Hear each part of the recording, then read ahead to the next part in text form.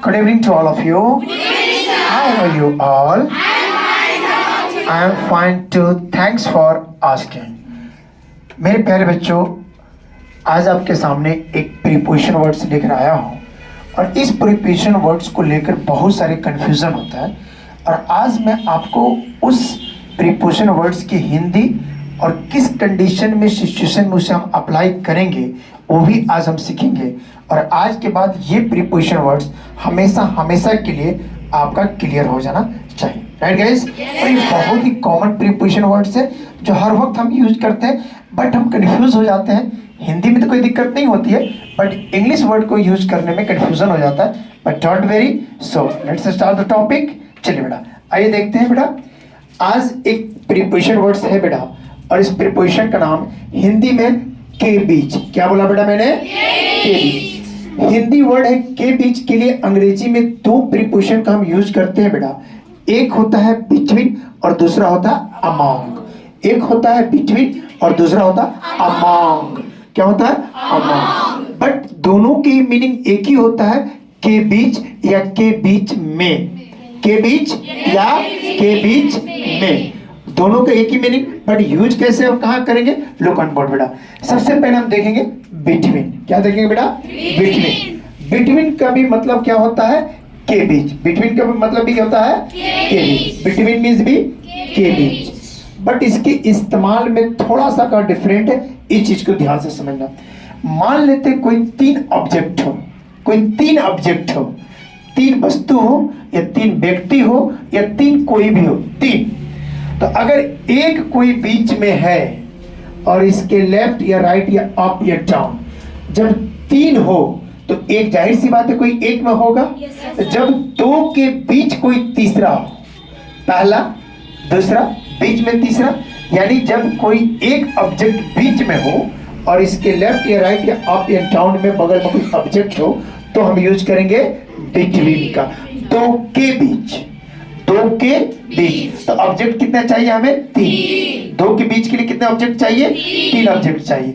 तो ये मैंने तीन ऑब्जेक्ट लिया, one object, two object and three object. B कहाँ है? ए और सी के बीच में। बी कहाँ है? ए और सी के बीच में। तो हम यूज करेंगे बिटवीन। बिटवीन का यूज कहाँ करेंगे माय डियर फ्रेंड्स? कहाँ यूज करेंगे? दो के बीच में। वो दो आपकी कोई वस्तु हो सकती है, कोई व्यक्ति हो सकता है, कुछ भी हो सकता है, दो के बीच में। Okay guys, look on board my dear friends. जैसे मैंने आप एक एग्जांपल लिया बेटी, जैसे मैंने एक एग्जांपल लिया, मैं मोनिका और रानी के बीच सो रही थी। मैं क्या कर रही थी? मैं मोनिका और रानी के बीच सो रही। मैं एक खुद ऑब्जेक्ट हो गया, मोनिका एक दूसरी ऑब्जेक्ट हो गई, रानी एक तीसरी ऑब्जेक्ट हो गई। यानी मैं कहाँ हूं? दो के बीच में। और वो दो कौन है?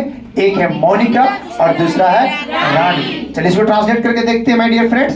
देखिए, सबसे पहले हम बनाएंगे मैं सो रही थी। पहले ट्रांसलेशन इसका बनाएंगे, मैं सो रही थी। मैं की अंग्रेजी आई और थी की अंग्रेजी वाज। बताया था मैंने, वाज का इंग्लिश था और थी। I was sleeping. क्योंकि कौन सा टेंस है? प्रेजेंट इम्परफेक्ट टेंस या प्रेजेंट कंटीन्यूअस टेंस है? I sorry past indefinite tense या पास्ट कंटीन्यूअस टेंस।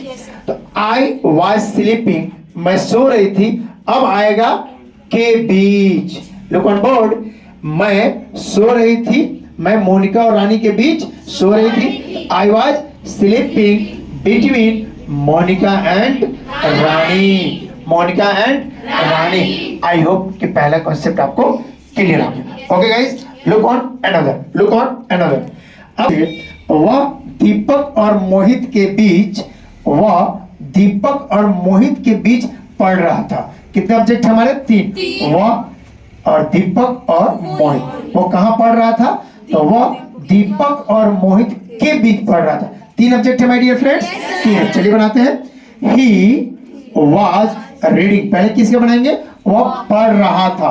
क्या बनाएंगे? He was reading. वह पढ़ रहा था। के बीच, बिटवीन दीपक एंड मोहित। वह दीपक और मोहित के बीच पढ़ रहा था। तो आज आपको बिटवीन का मीनिंग समझ में आ गया। बिटवीन यूज करेंगे कहाँ? जब हमारे पास तीन ऑब्जेक्ट हो तब हम यूज करेंगे बिटवीन का। Right guys? एनी कंफ्यूजन बेटी? Okay, next another example, among. Among की हिंदी भी होती है बेटा के बीच। क्या होता है? के बीच। लेकिन अब तीन के अलावा ऑब्जेक्ट अब 4 हो, 5 हो, 6 हो, 7 हो, 1 करोड़ ही क्यों ना हो, 2 से ज्यादा यानी 3 ऑब्जेक्ट हैं, इनके अलावा कितना भी ऑब्जेक्ट क्यों ना हो तब हम लगाएंगे अमोंग। और वो ऑब्जेक्ट लिविंग थिंग्स हो सकता है या नॉन लिविंग थिंग्स हो सकता है। Okay guys, command look on board. चलिए बेटा देखते हैं एग्जांपल। जैसे मैंने यहां पर लिया, यहां कितने ऑब्जेक्ट मैंने बनाया? 4 object, A B C D और ई।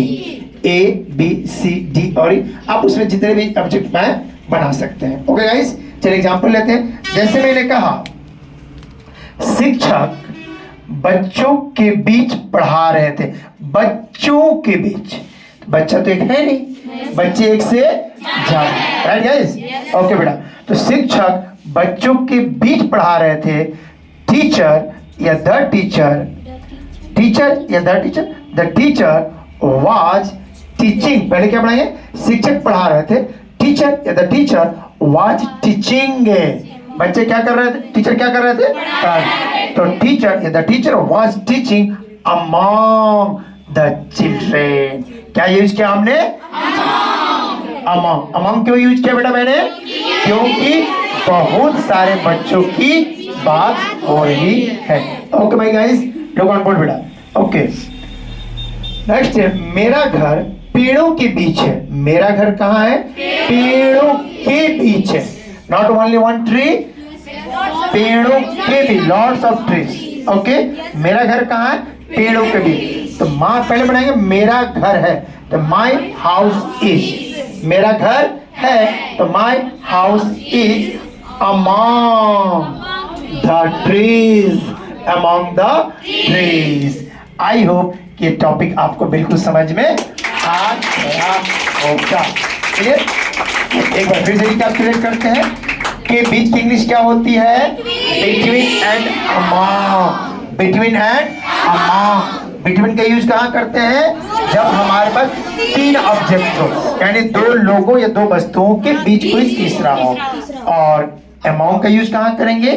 जब हमारा ऑब्जेक्ट 3 से ज्यादा हो।